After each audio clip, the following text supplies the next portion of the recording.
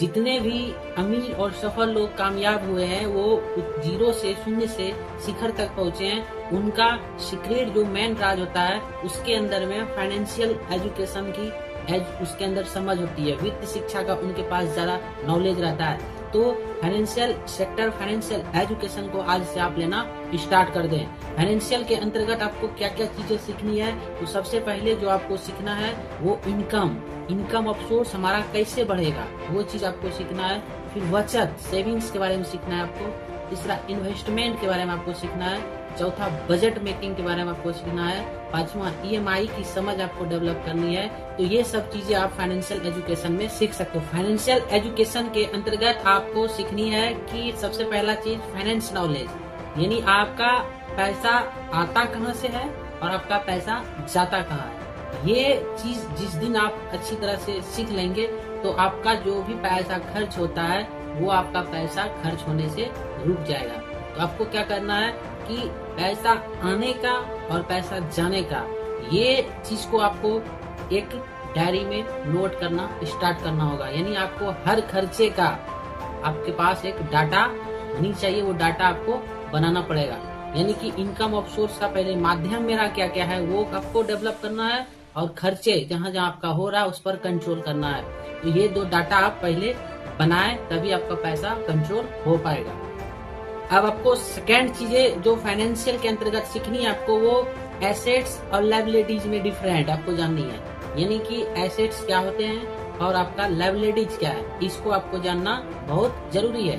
तो एसेट्स का मतलब होता है संपत्ति और लायबिलिटीज का मतलब होता है देनदारी। यानी कि आपका एक पैसा आपके पास आता कहाँ से है, ये आपका एसेट्स तय करता है। और आपका पैसा जो जा रहा है तो किस किस चीजों के ऊपर खर्च हो रहा है, कहाँ जा रहा है, तो वो चीज आपका लायबिलिटीज के अंतर्गत होता है। कहने का तात्पर्य है कि वैसा सोर्स, वैसा जरिया आपने खरीदा है या बनाया है जिससे पैसा चल करके आपके पास आ रहा है, वो आपका एसेट्स होता है। और जो पैसा आपका बाहर जा रहा है वो आपका लायबिलिटीज होता है।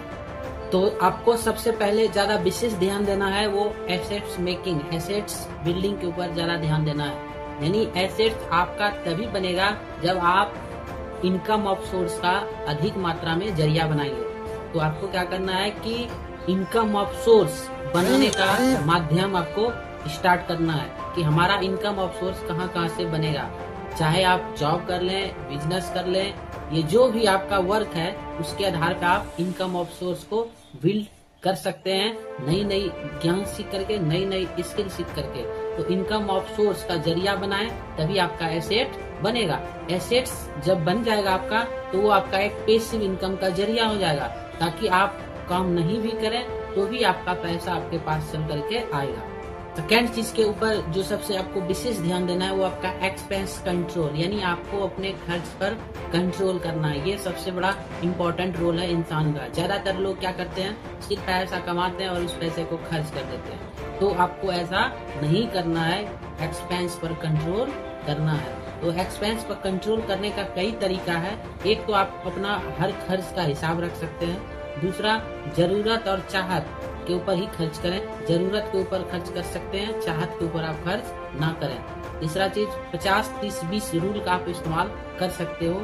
चौथा चीज, 10 गुना फॉर्मूला का रूल का आप इस्तेमाल कर सकते हो।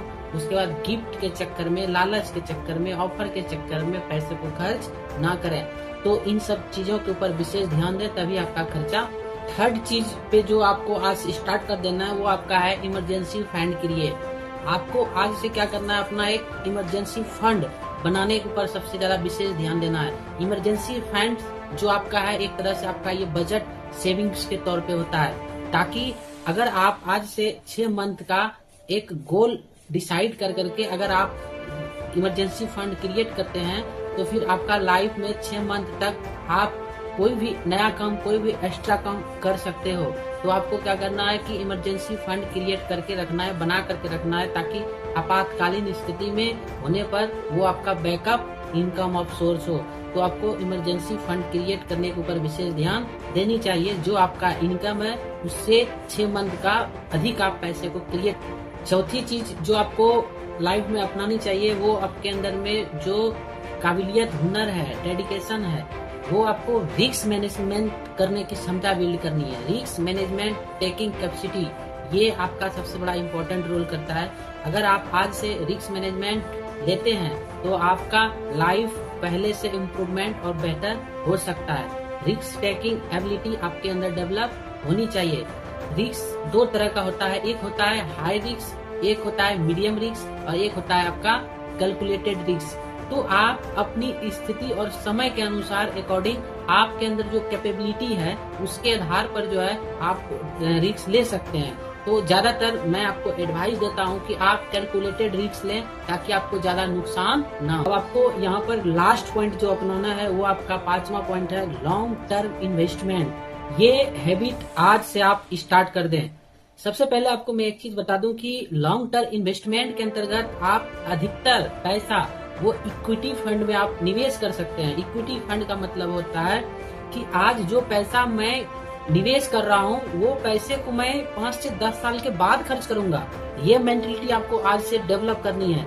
अगर ये मेंटलिटी अगर आप आज से डेवलप करते हैं तो आने वाला फ्यूचर में आपका 5 से 10 साल आप जो कार्य कर रहे हैं आपके कार्य करने से डबल कंपाउंडिंग जो वर्क करेगा वो आपका मनी करेगा। कहने का मतलब है कि अभी आप वर्क कर रहे हैं जिससे आपके पास मनी चल के आ रहा है, उस वक्त आपके लिए मनी कार्य करे।